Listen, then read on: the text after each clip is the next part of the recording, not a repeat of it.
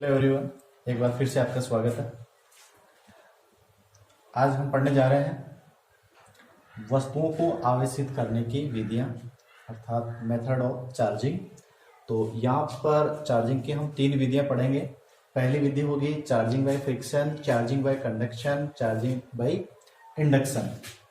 तो पहली जो विधि है वो पढ़ रहे हैं हम चार्जिंग बाय फ्रिक्शन, अर्थात घर्षण द्वारा आवेशन। घर्षण, जो घर्षण शब्द है, इसके बारे में अपन ने 11th क्लास में पढ़ा है।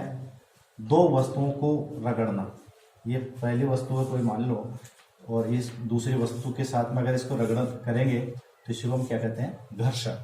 तो दो वस्तुओं को आपस में रगड़ना क्या कहलाता है, घर्षण।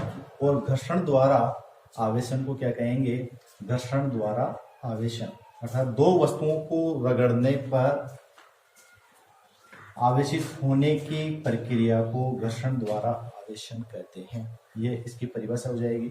एक बार फिर बोल रहा हूं, दो वस्तुओं को आपस में रगड़ने पर आवेशित होने की प्रक्रिया को घर्षण द्वारा आवेशन कहते हैं। यहाँ घर्षण द्वारा आवेशन कैसे होगा, इसको थोड़ा सा हम समझना चाहेंगे कि एक वस्तु है, ये दूसरी वस्तु के ऊपर हम इसको रगड़ रहे हैं। तो जब इन दोनों को आपस में एक दूसरे के ऊपर हम रगड़ेंगे तो एक वस्तु से दूसरी वस्तु के अंदर इलेक्ट्रॉन क्या हो जाते हैं, स्थानांतरित हो जाते हैं। तो मान लो इस वस्तु से इसमें इलेक्ट्रॉन स्थानांतरित हो रहे हैं, तो अब हम देखेंगे कि यहाँ इलेक्ट्रॉनों क्या हो गई, कमी हो गई, इसमें क्या हो गई, इलेक्ट्रॉनों की अधिकता। और जो वस्तु इलेक्ट्रॉनों को त्यागती है, अर्थात जिस वस्तु से इलेक्ट्रॉन निकलते हैं, वहां पर कौन सा आवेश आ जाता है, धन आवेश। और जहां पर इलेक्ट्रॉन आएंगे वहां पर कौन सा आवेश आ जाएगा, माइनस। तो यहां हम कह सकते हैं कि घर्षण द्वारा जो आवेशन हो रहा है वो कैसे होगा कि इलेक्ट्रॉनों के स्थानांतरण से एक वस्तु से दूसरी वस्तु में इलेक्ट्रॉन स्थानांतरित हो जाते हैं। इस कारण दोनों वस्तु क्या हो जाती है, आवेशित हो जाती है। हमारी किताब के अंदर 2-3 उसके एग्जाम्पल है, जिनको हम यहाँ मैं चार्ट से लिख रहा हूँ। ये पॉजिटिव चार्ज,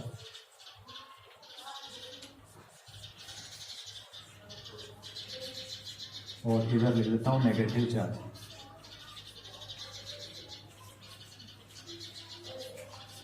तो क्योंकि दो वस्तुओं को हम रगड़ेंगे तो एक पे पॉजिटिव चार्ज होगा और एक पे नेगेटिव होगा।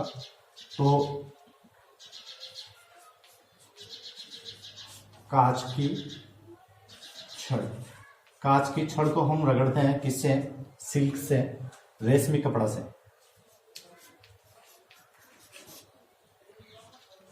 रेशमी कपड़ा, तो यह रेशमी कपड़े से, तो कांच की छड़ को रेशमी कपड़े से रगड़ेंगे तो रेशम का जो कपड़ा होगा वहां से कुछ इलेक्ट्रॉन किसमें स्थानांतरित हो जाते हैं, कांच की छड़ के अंदर। कांच की छड़ के अंदर स्थानांतरित हो जाएंगे। तो यहां पर एक जो कांच की जो छड़ होगी वो तो कांच की छड़ से इससे इसमें स्थानांतरित होंगे। कांच की छड़ तो क्या हो जाएगी, इस पर धनावेश आ जाएंगे और इस पर क्या आ जाएंगे, ऋण आवेश आ जाते हैं। इसी प्रकार से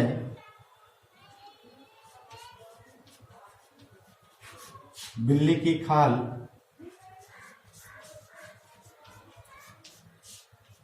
बिल्ली की खाल से हम किसको रगड़ते हैं, एबोनाइट की छड़ को। तो बिल्ली की खाल से एबोनाइट की छड़ को यदि हम रगड़ेंगे तो बिल्ली की खाल पर तो पॉजिटिव चार्ज आ जाता है, और एबोनाइट की जो छड़ होगी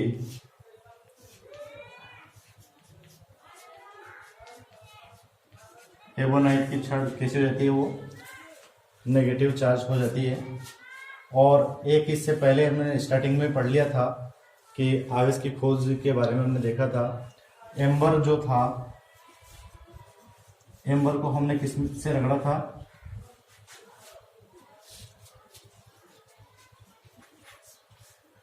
ऊनी कपड़े से। तो ऊनी कपड़ा जो होगा उस पर कौन सा चार्ज आता है, पॉजिटिव, और एम्बर होता है उसके ऊपर कौन सा चार्ज आ जाता है, नेगेटिव। तो ये आपको याद रखना है कि परीक्षा की दृष्टि से वैसे तो इतना वो तो नहीं है, पर आपको पूछ ले कि कांच की छड़ को रेशम के कपड़े से रगड़ते हैं तो किस पर पॉजिटिव किस पर नेगेटिव चार्ज होता है, तो ये आपको याद रखना है। तो घर्षण द्वारा आवेशन की परिभाषा लिखना है और इतना सा आपको याद रखना है। सेकेंड, चार्जिंग मेथड है इसका charging by conduction. Charging by conduction, तो इसको हिंदी में कहेंगे चालन द्वारा आवेशन। चालन द्वारा आवेशन, चालन द्वारा। इसकी परिभाषा आपको लिखना है चालन द्वारा आवेशन के अंदर कि किसी आवेशित चालक वस्तु को, किसी आवेशित चालक वस्तु को एक अन्य अनावेशित चालक वस्तु के संपर्क में लाया जाता है तो दोनों पर समान प्रकृति का आवेश आ जाता है। इसे चालन द्वारा आवेशन कहते हैं। तो ये इसकी परिभाषा हो जाएगी कि ये वस्तु है जो कौन सी है, आवेशित है, और ये इसका एक स्टैंड होगा जो कैसा होगा, कुचालक। इसको हम कहेंगे आवेशित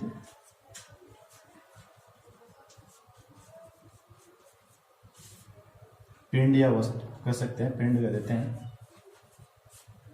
ये आवेशित है, चार्ज है। सपोज इसके ऊपर पॉजिटिव चार्ज है, ये आवेशित हो जाएगा। दूसरी जो वस्तु होगी उसको भी स्टैंड के ऊपर हम रखेंगे। ये स्टैंड कैसा होगा, कुचालक। ये क्यों रखा जाता है कुचालक, इनके बारे में हम नेक्स्ट चैप्टर में ज्यादा चर्चा करेंगे।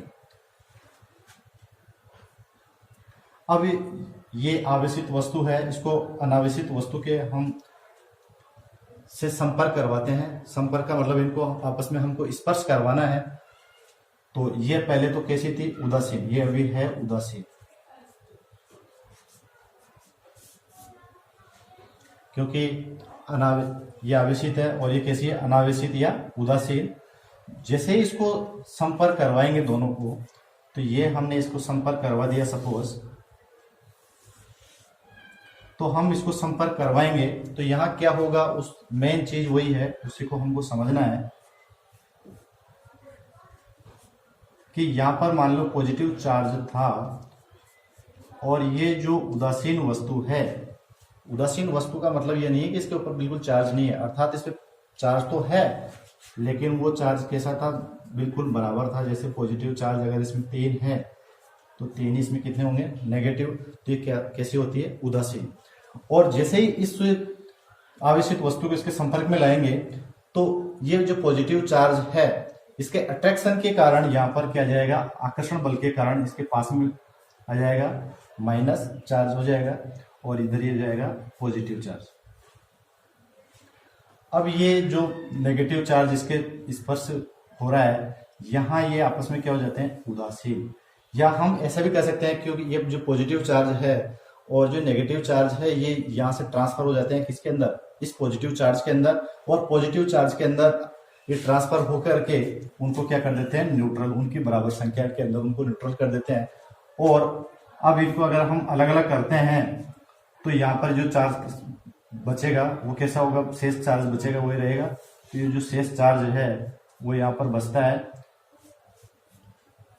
और इसके ऊपर भी जो चार्ज शेष बचेगा उसको हम लिख देंगे, अर्थात दोनों वस्तुओं पर क्या आ जाता है, समान आवेश। इसी प्रकार से हम ऋणात्मक वस्तु को इसके संपर्क करवा करके भी दोनों वस्तुओं को हम कैसे कर सकते हैं, ऋण आवेशित कर सकते हैं। तो चालन द्वारा आवेशन, एक बार मैं फिर बोल रहा हूं कि किसी आवेशित चालक वस्तु के संपर्क में अन्य अनावेशित चालक वस्तु को लाया जाता है तो दोनों पर समान प्रकृति का आवेश आ जाता है। इससे ही हम चालन द्वारा आवेशन कहते हैं। तो इतना सा आपको समझाना है, केवल एक ही चार्ज के बारे में बताना है। जैसे यहाँ पॉजिटिव लेके आए तो इसकी जगह हम नेगेटिव ला सकते हैं, सेम प्रक्रिया होएगी। तो इस टाइप से 2-3 इसके डायग्राम भी आपको बनाने हैं और इसकी परिभाषा आपको लिखनी है। नेक्स्ट विधि हम पढ़ेंगे इसकी चार्जिंग मेथड की, charging by induction. Charging by induction अर्थात प्रेरण द्वारा आवेशन। प्रेरण द्वारा आवेशन, वैसे नाम से स्पष्ट है, प्रेरण अर्थात एक से प्रेरणा लेके दूसरा क्या हो जाएगा, आवेशित हो जाएगा। तो प्रेरण द्वारा आवेशन के अंदर हम देखेंगे कि एक आवेशित वस्तु, एक आवेशित, पहले लिख देता हूं, प्रेरण द्वारा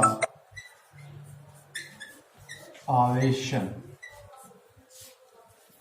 प्रेरण द्वारा आवेशन। तो प्रेरण द्वारा आवेशन में क्या होगा कि एक आवेशित वस्तु को, एक कौन सी वस्तु होगी, आवेशित वस्तु को या हम यहां पर आवेशित वस्तु की जगह छड़ भी हम काम में ले सकते हैं। तो मैं ऐसे भी कह सकता हूं कि इस प्रक्रिया में एक आवेशित वस्तु को एक अनावेशित वस्तु पर, आवेशित वस्तु को एक अनावेशित वस्तु पर, आवेशित वस्तु को अनावेशित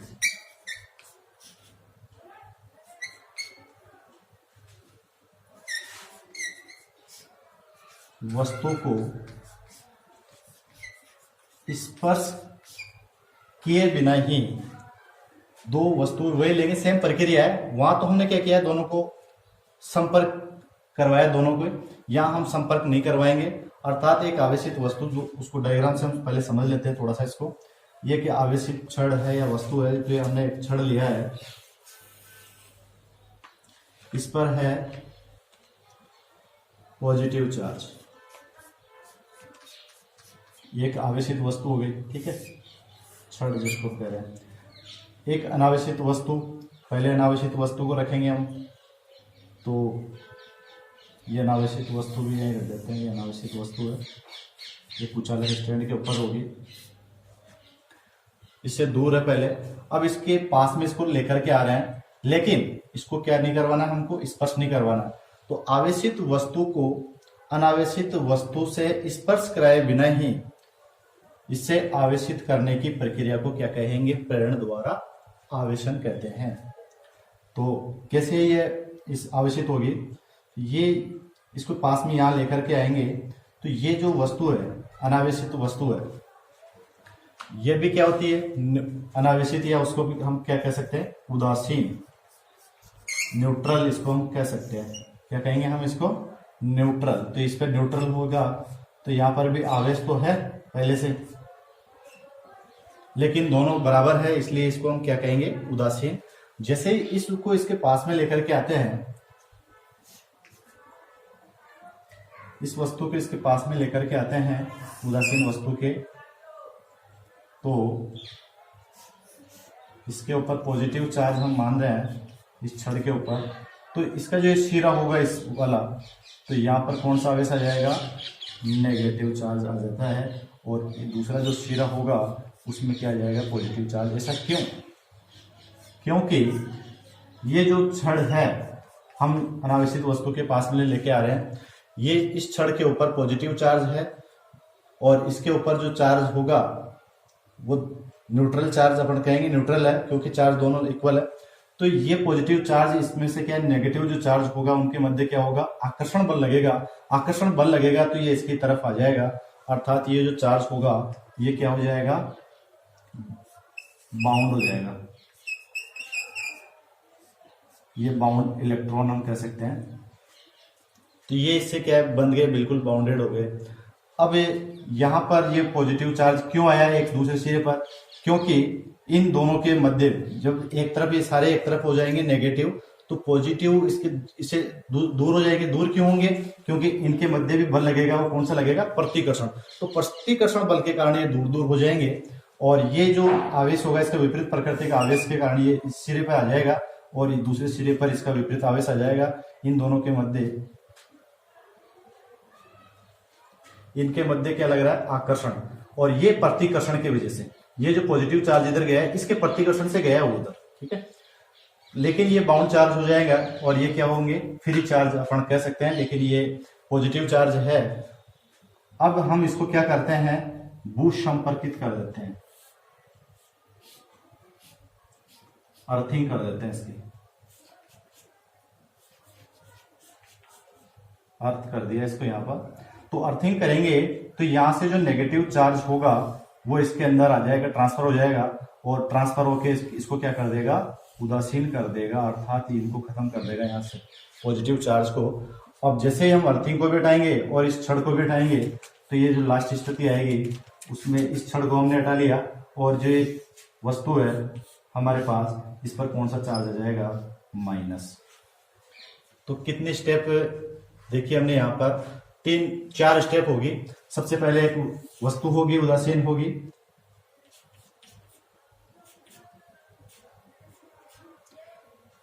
पहली स्टेप। उसके बाद में सेकंड स्टेप, इसके पास में कोई आवेशित वस्तु या छड़ को हम लेकर के आते हैं, इसको आवेशित वस्तु या छड़ को इसके पास में लेकर के आते हैं, तो इसके एक सिरे पर विपरीत प्रकृति का आवेश और एक पर समान प्रकृति का आवेश होगा, जो उससे क्या होगा, दूर होगा, प्रतिकर्षण के कारण होगा, और ये इससे आकर्षण के कारण बिल्कुल बाउंडेड हो जाएगा। फिर उसको क्या करते हैं, हम भूसंपर्कित करते हैं, और भूसंपर्कित यहाँ पे क्यों, पॉजिटिव चार्ज है, इसलिए यहाँ से पृथ्वी से यहाँ नेगेटिव चार्ज आएगा और इसको क्या कर देगा, खत्म कर देगा। और जैसे फिर इसको भूसंपर्कित को और इस छड़ को हटाएंगे तो यहाँ पर कौन सा चार्ज हो जाएगा, इसके ऊपर नेगेटिव। अर्थात इस प्रक्रिया के अंदर जो अनावेशित वस्तु होती है उस पर विपरीत प्रकृति का आवेश आता है। यहाँ जैसे हम छड़ लेकर के आए थे पॉजिटिव, लेकिन इसके ऊपर चार्ज आया है नेगेटिव, तो हम कहेंगे विपरीत प्रकृति का आवेश आता है अनावेशित वस्तु पर। जबकि इससे पहले हमने देखा था कंडक्शन के अंदर दोनों पर क्या आया था, समान प्रकृति का आवेश आया था। इसी प्रकार से हम नेगेटिव वस्तु अगर लेके आएंगे तो थोड़ा सा उसमें यहाँ डिफरेंस हो जाएगा। नेगेटिव अगर वस्तु को छड़ को लेकर के आते हैं तो नेगेटिव छड़ है और नेगेटिव छड़ है, और ये इसकी उदासीन हमारी वस्तु है। तो उदासीन वस्तु जो है इसके पास में इसको लेकर के हम आ रहे हैं, तो यहाँ पर ये नेगेटिव है, तो यहाँ पर कौन सा चार्ज आ जाएगा, इसके पास में पॉजिटिव, और दूसरे सिरे पर कौन सा चार्ज आ जाएगा, नेगेटिव, नेगेटिव चार्ज आ जाएगा। अब इसको अगर हम भूसंपर्कित करते हैं तो ये तो बाउंड चार्ज हो जाएगा, और ये क्या है, फ्री रहेंगे, ये फ्री इलेक्ट्रॉन है। तो ये फ्री इलेक्ट्रॉन जो है वो कहाँ आ जाएंगे, पृथ्वी के अंदर आ जाएंगे, और यहाँ से खत्म हो जाएंगे। तो इसके अंदर फाइनली कौन सा चार्ज बचेगा, केवल पॉजिटिव। ठीक है, तो नेगेटिव चार्ज क्योंकि ये फ्री होते हैं तो यही क्या करते हैं, मूव करेंगे। आप कहें कि पॉजिटिव चार्ज यहाँ क्यों नहीं गए, क्योंकि कोई भी वस्तु होती है उसको आवेशित करने के लिए उत्तरदायी कौन होते हैं, इलेक्ट्रॉन, और उसका कौन सा आवेश मानते हैं, ऋणात्मक मानते हैं। इसलिए यहाँ पर धनात्मक को कैंसिल कौन करेगा, ऋण आवेश जो भू संपर्क से आकर के इसको कैंसिल करेगा। यहाँ नेगेटिव चार्ज है इसलिए वो कहाँ चला जाएगा, अर्थ के अंदर चला जाएगा। तो इस प्रकार से हम प्रेरण द्वारा क्या करते हैं, आवेशित। तो ये आवेशित की करने की 3 विधियां हमने पढ़ा है, और मैं आशा करता हूँ कि शायद आपके समझ में आया होगा। फिर भी अगर कोई दिक्कत है तो कमेंट्स बॉक्स में आप कमेंट्स करके मुझे बता सकते हैं। Thank you.